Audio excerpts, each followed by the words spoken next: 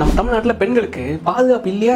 நீங்க என்னடா இல்லைன்னு சொல்றீங்க. ஆனா அதை கேட்டு நான் உங்களை நம்பி நானும் இல்லைன்னு சொல்லிட்டேன். ஆனா நம்ம தமிழ்நாட்டோட உள்துறை செயலாளர் தீரஜ்குமார் அவர்கள் நேற்றுக்கு பிரஸ் மீட்ல என்ன பதிவு பண்ணி பேசியிருக்காரு தெரியுமா? குற்றங்கள் குறைந்துள்ளன. லாஸ்ட் 2 monthsல, அதாவது கடந்த 2 மாதங்கள்ல தமிழ்நாட்டில் குற்றங்கள் நிறைய நடந்தது மாதிரியே தோற்றங்கள் தான் உருவாயிருக்கான். அதாவது சிம்பிளா சொல்லணும்னா குற்றங்கள் நிறைய நடந்தது மாதிரியே ஒரு பிம்பம் தான் நம்ம தமிழ்நாட்டில் உருவாயிட்டு இருக்குன்னு சொல்றாரு. கரெக்ட் தான், பிம்பம் தான், தோட்டம் தான் இல்ல. 27/2/2026 கிருஷ்ணகிரியில ஒரு 2.5 வயசு பொம்பளை பிள்ளைய ஒரு திமுக அத்துமீறி கொலை பண்ணதும் பிம்பம் தான், ஒரு தோட்டம் தான். 3/3/2026 பிளைட்ல பறந்துட்டு இருக்கும்போது திமுக கவுன்சிலர் பிரபாகரன் அவர்கள் ஒரு பெண் ஏரோஸ்டர் கிட்ட அத்துமீறதும் ஒரு பிம்பம் தான், ஒரு தோட்டம் தான் இல்ல. அதே மாதிரி தான் அதுக்கு அடுத்ததா 9/3/2026 நாமக்கல் மாவட்டத்தில் ஒரு பேக்கரிக்காரோட ஒரு புள்ள தெருவில் விளையாண்டுட்டு இருந்துச்சு. அந்த புள்ளைய ஒரு நாய், அது 7.5 வயசு தான் இருக்கும், எடுத்து பாலியல் அத்துமீறல் பண்ணதும் ஒரு தோட்டம் தான் இல்ல சார். ஆஃப்டர் ஒரு பிம்பம், அவ்வளவுதானே. அதுக்கு அடுத்ததும் ரொம்ப எல்லாம் இல்ல. அதே நாள் 9/3/2026 கிருஷ்ணகிரி மாவட்டத்தில் ஒரு 75 வயதான முதியவரை கொலை பண்ணிட்டு அவரோட மனைவியான 70 வயதான மூதாட்டிய கெடுத்திருக்கானுங்க. எப்படி? பாலியல் அத்துமீறல் பண்ணி. இது ஒரு ஆஃப்டர் ஒரு தோட்டம் தான், பிம்பம் தான் இல்ல சார். அதுக்கு அடுத்து ரொம்ப எல்லாம் இல்ல. அதுக்கு அடுத்த நாள் 10/3/2026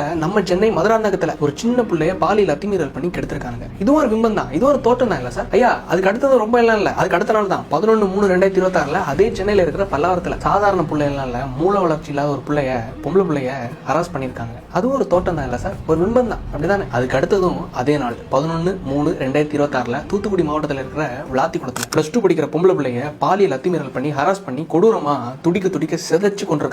இதுவும் ஒரு ஆஃப்டர் ஒரு தோட்டம் தான், ஒரு பிம்பம் தான் இல்ல சார். உங்க மேல பழி சொல்லணும்லாம் எனக்கு தேவையில்லை சார். பாருங்களேன், அடுத்த சம்பவமும் அடுத்த நாள் தான் 12/3/2026 சென்னை ஓட்டேரியில ஒரு ஸ்கூல் படிக்கிற ஒரு பொம்பளை பிள்ளைய, அந்த பொண்ணோட அக்காவை லவ் பண்ற பையன் அந்த லவ் பண்ற பொண்ணோட தங்கச்சி கிட்ட பாலியல் அத்துமீறல்ல ஈடுபட்டிருக்கான். இதுவும் ஒரு தோட்டம் தான், ஆஃப்டர் ஒரு பிம்பம் தான் இல்ல சார். அதுக்கு அடுத்த சம்பவத்தையும் பாருங்களேன். அதே நாள், அதாவது 12/3/2026 திருச்சியில இருந்து சென்னைக்கு காலேஜ் ப்ராஜெக்ட்டுக்காக வந்த ஒரு பொம்பளை பிள்ளை கிட்ட ஹராஸ்மெண்ட்ல ஈடுபட்டிருக்காங்க. இதுவும் ஆஃப்டர் ஒரு பிம்பம் தான், ஒரு தோட்டம் தான், அவ்வளவுதான். இந்த சம்பவம் நடந்த டேட்ஸ் எல்லாம், அந்த தேதிகளை எல்லாம் கொஞ்சம் உத்து பாருங்களேன், வரிசையா இருக்கும். 2வது மாசம், அதாவது 27 பிப்ரவரி 1, 3 மார்ச் 1, 9 மார்ச் 1, மறுபடியும் அதே 9 மார்ச் 1, 10 மார்ச், 11 மார்ச், மறுபடியும் 11 மார்ச் 1, அடுத்து 12 மார்ச், அடுத்த சம்பவமும் 12 மார்ச். 13 இன்னைக்கு என்ன கொடூரம் நடக்க போகுதுன்னு எனக்கு தெரியல. இது எல்லாத்தையும் தொடர்ந்து நடக்கும் தோட்டங்கள், அதாவது பிம்பங்கள் சொன்னா கரெக்டா இருக்கும்ல. வெறும் கடைசி 15 நாள்ல, அதாவது லாஸ்ட் 15 டேஸ்ல மட்டும் 9 தோட்டங்கள், அதாவது பிம்பங்கள். ஒருவேளை படம் ஏதாச்சும் பார்த்துட்டு இருக்குமா, இல்ல அரக்கர்கள் எல்லாரும் இருக்கக்கூடிய கனவா, இல்ல நாட்டுல ஏதாவது ஸ்டேட்ல ஏதாச்சும் வாழ்ந்துட்டு இருக்குமா என்ன? சம்பந்தப்பட்ட போலீஸ் டிபார்ட்மெண்ட் இது தோட்டங்கள் மாதிரி மிகப்படுத்தி காணிக்கிறாங்கன்னு சொல்லிட்டு பிரஸ் மீட் எல்லாம் கொடுக்குறாங்க இல்ல. அதே போலீஸ் டிபார்ட்மெண்ட்டுக்குள்ள இருக்கிற ஒரு போலீஸே